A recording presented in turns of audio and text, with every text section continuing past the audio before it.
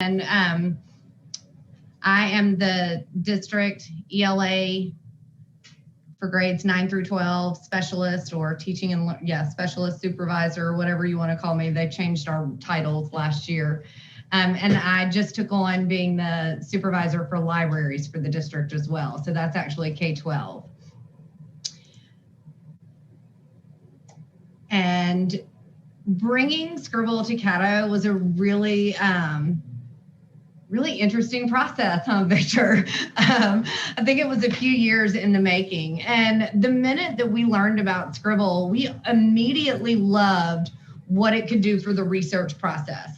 And we know that research happens in every content area, but it doesn't necessarily happen all year long.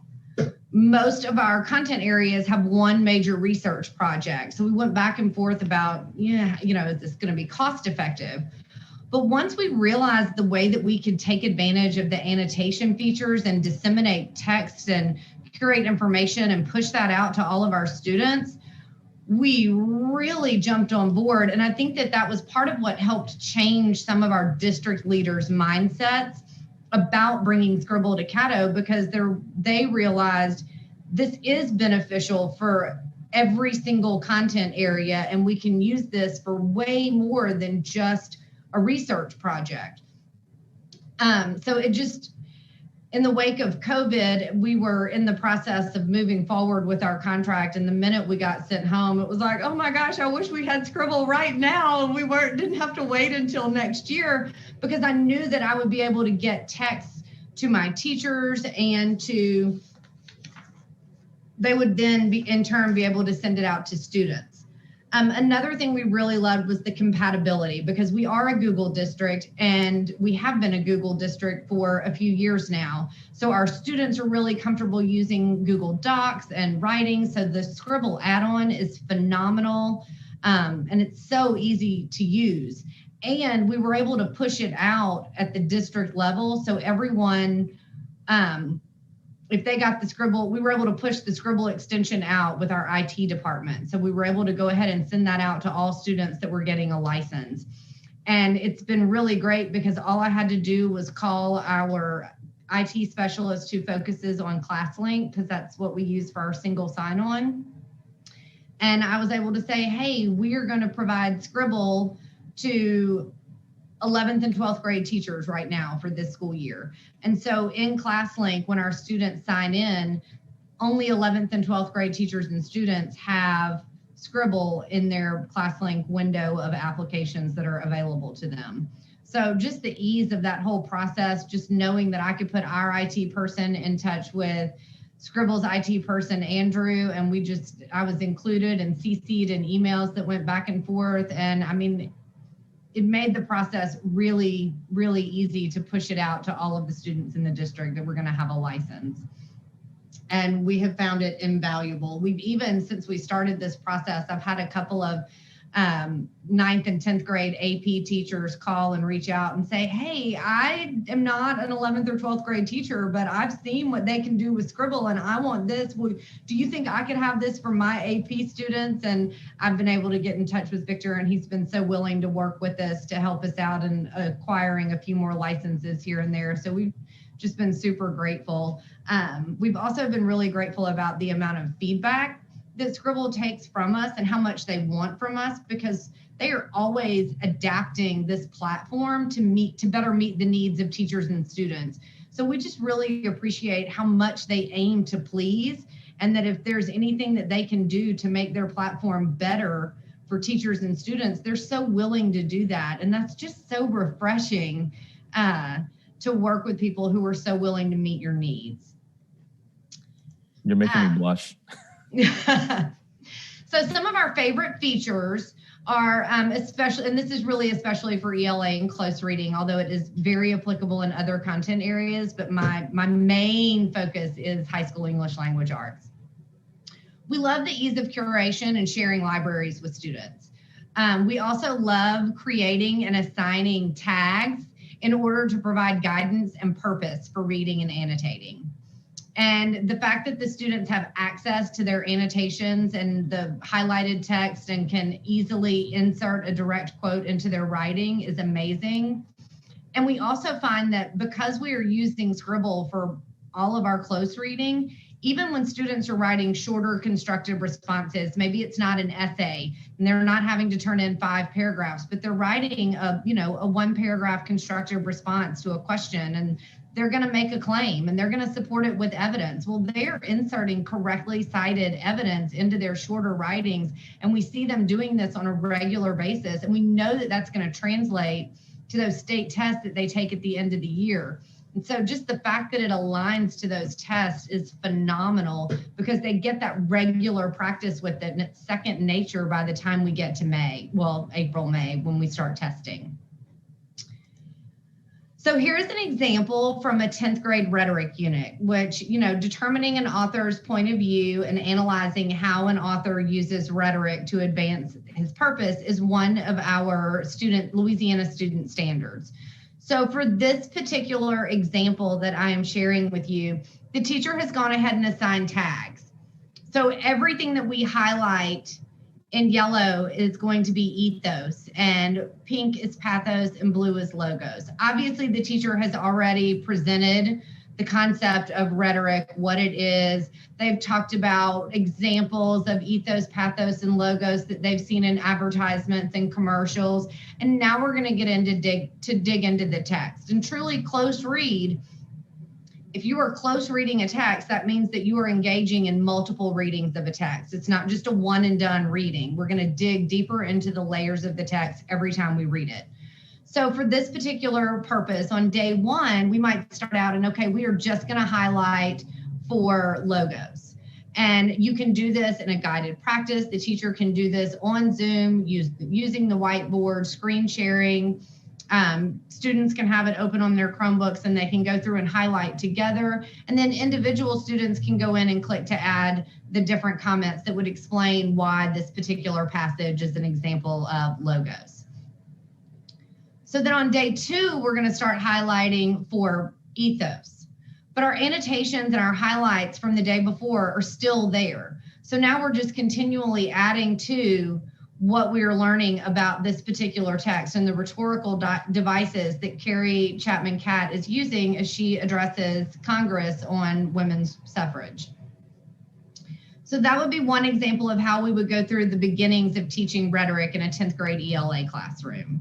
So the next time when I moved on to a new document, so for this particular unit, one of the next documents that students would analyze would be Franklin Delano Roosevelt's Pearl Harbor Address to the Nation. So for this example, a teacher has already gone in and gone through the first few paragraphs of this particular text and highlighted for ethos, pathos, and logos, and gone ahead and given an example of why this is indicative of the rhetorical device. However, we stop here. And students have the rest of the passage already highlighted, but it is their responsibility to go in and comment and add the comments about why these are examples of ethos, pathos, and logos in this seminal document. So that would be a way of just how we were engaging in that gradual release strategy to really make sure that students are grasping the concept and correctly annotating. So by the time we get around to assessing rhetoric as far as our unit assessment goes, we would put that document in a library and make sure that students made a copy. This would not be a time when we wanted them to collaborate with their annotations. We would want them to do this on their own and individually, independently, so that they could write. And they would be responding to the prompt that asked them to write an extended response that analyzes the effectiveness of John F. Kennedy's inaugural address, January 20th, 1961, based on your knowledge of rhetorical strategies, logos, pathos, and ethos. Use evidence from the speech to support your response, cite evidence from the speech, and be sure to observe the conventions of standard English. So this is a very, this is actually what would come from Louisiana uses its own teacher created curriculum called the Louisiana Guidebooks, which we love and we're kind of passionate about. You're welcome to check it out on LouisianaCurriculumHub.com. We are quite proud of it. And this is an example of a prompt that came from our guidebook unit. This would be what we called a cold read, where we are giving students a brand new text. We have not gone through and analyzed or evaluated this as a class. This would be the very first time that students are being exposed to this. So we've been through logos, pathos, ethos. We have analyzed and evaluated text throughout this unit, and now I'm going to give you a brand new document and have you write about it. So the students have the opportunity to go through and highlight. Their highlight and comment tags are all already there, and they would go through and analyze that particular text. And then when they're ready to write, they have their Scrible add-on right to the side of their Google Doc so that they can absolutely insert a direct quote and explain, how Kennedy is using rhetorical strategies to support his claim and the purpose of his speech, which they are able to do with great ease. And it's so great how aligned this is to what our students would see on our standardized tests at the end of the year. But rhetoric is not the only thing we teach here in Caddo. So one of the major components of our Louisiana guidebooks is that in order for students to really get to the meaning of a text, and just to provide a little bit of background knowledge, y'all, Caddo is the most diverse school district imaginable. I mean, we have got inner city kids, a tremendous homeless population, and then we also have rural country kids, and on their virtual days, they're like, well, I couldn't join the Zoom because I was out helping my grandma plow the field. It's hilarious how much diversity we have as far as the needs of our students go. So we absolutely have magnet kids, and we have some of the highest, the most national merit honor society students in the state coming from one particular school in our district. And we have other schools in our district where, we are struggling to get students to achieve a basic on the end of the year assessments. So we just have a wide array of needs in our district. We need to be able to push and challenge the students that need more rigorous assignments and activities. And we've got to be able to support and build up our students that lack fluency and lack writing ability and capability. And so one of the ways that we do that with our Louisiana guidebooks is that when we conduct a close read, we move through the reader circle framework. And this is a framework for close reading that that Louisiana teachers are trained. And the first time we read a text, we're gonna focus on author's craft. And we're going to look at word choice and details and sentence structure and what figurative language is used. And again, every single one of these may not be hit. It just depends on the literary text. The next aspect that we are going to look at when we read for the second time we engage in reading this text, we're going to start looking at the plot structure and the pacing and the setting and the tone. On the third reading, we're going to get into the literary effects like mood and symbolism or irony. And it's the final reading. By this time, we should be deep enough into the layers of meaning in that text that we are able to determine a central idea or a theme or perspective or purpose. So this is another great way to provide guidance for students in annotating the text as we move through the reader circle framework. And so here's a brief example of what that would look like. Obviously, we haven't gotten to the meaning yet because this is just the very beginning of the text, and we're just starting to look at what some of these areas are and aren't really quite ready to determine what the theme is. But this is a great way to guide students and provide purpose for them in their reading. They have a clear understanding of what they are looking for as they read through the text each time that they read and conduct that close reading. So we also use Scribble in social studies. And as a matter of fact, I used my Scribble account and shared my library with the social studies specialist because we are currently on Thursday going to be presenting a virtual Socratic seminar session. And so we have been curating information to help us build our professional development session that we will lead for teachers. And we have been putting it in our shared Scribble library. So while we come to work, we are asked to stay socially distanced, even though we are in our offices. And because I took on the libraries, I actually moved to a new building. So I'm not just around the corner where we can like knock on walls and say, hey, check this out. So this was really helpful because we were able to curate information that we needed to build our PD and reference it really easily, look at the comments we made about where this was going to fit into our presentation. We were able to put a few different options for which text we thought would be most appropriate to put in front of teachers, because we really wanted to show how we could have ELA and social studies work together, because there's so much overlap. And we know that literature is a reflection of what has been happening in history. I mean, that's what we write about. We write about what's happening in the world around me. So this particular, and another thing you need to know about social studies in the state of Louisiana is that there is no textbook. There is no textbook that the Louisiana State Department considers this is what we call tier 1 curriculum, meaning this is the highest quality material we can put in front of students. So what is considered a tier 1 resource for social studies is the DBQ, which is the document-based question project. And so we pull in the DBQ project.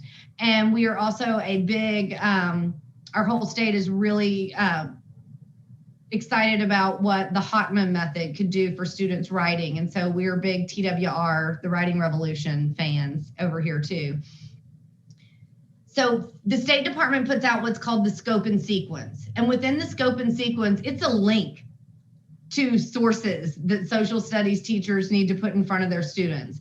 So prior to Scrible, teachers were literally clicking the scope and sequence links and printing out class sets of 30 of every single one of these documents. And students were annotating on like notebook paper and having to just write the title of what source they were looking at and annotate on notebook paper, because the teachers were like, I can't make a copy for every single student. I don't have enough copies in a year to do that. Paper is a big deal.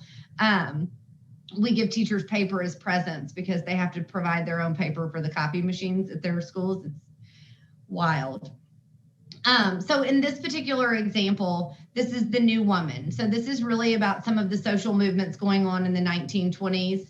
And claim 1 would be that social movements of the 1920s were a reaction to changes in early 20th century society.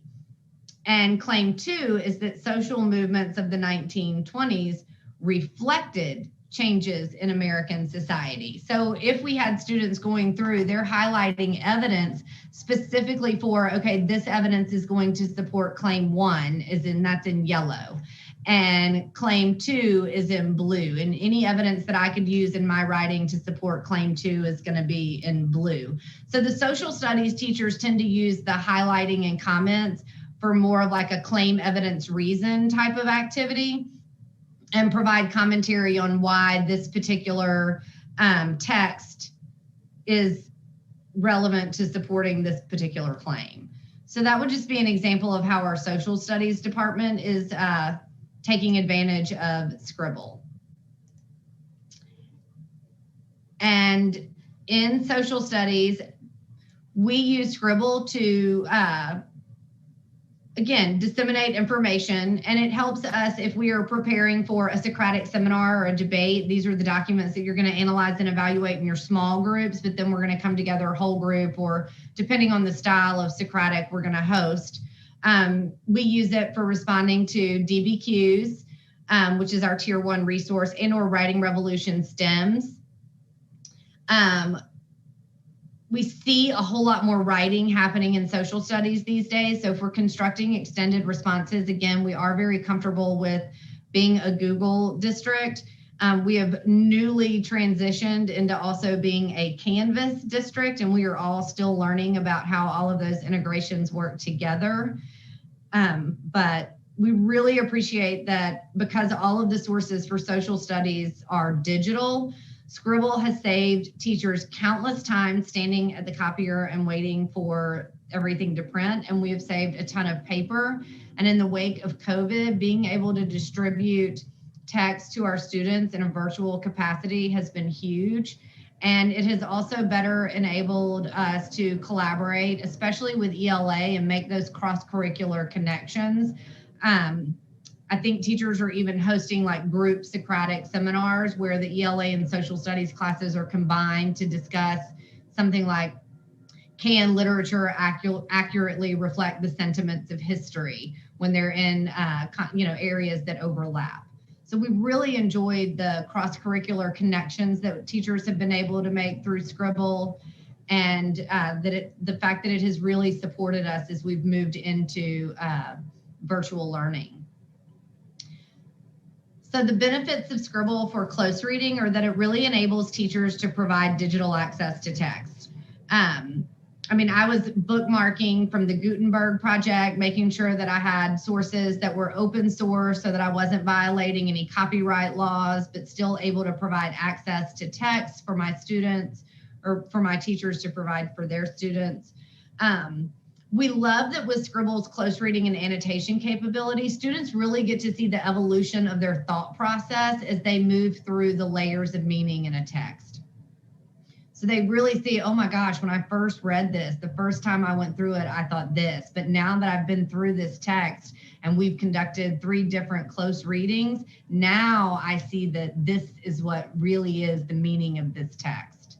And we also realized that Scribble was very cost effective because it supported all content areas. Elective teachers can use this. I know that when I taught theater, our students every single teacher on our campus had to include nonfiction articles as part of their course material. So we were looking at theatrical reviews and writing critiques of different Broadway plays that we're coming across. So, there are just so many uses for how Scribble can be used in every content area. And we were able to get this to get licenses for several different schools. All of our high schools, all 11th and 12th grade teachers and students have it. And I look forward to being able to provide it for every student in middle and high school in Caddo Parish, eventually, if our budgets ever bounce back. But we are absolutely loving Scribble, and we just appreciate it so much more now in the wake of virtual learning than I think we ever would have had we not been in this crazy situation that we are in. And if you have any questions for me, please feel free. I am jtillman91. The 91 is really important, or one of our ROTC teachers will get the email. At caddoschools.org, and I have office and cell numbers up as well, but you are welcome to contact me for questions, suggestions, just to say hey and thanks, whatever. But thank y'all so much. I really appreciate your time and energy, and I hope y'all enjoy using Scribble as much as we do in Caddo.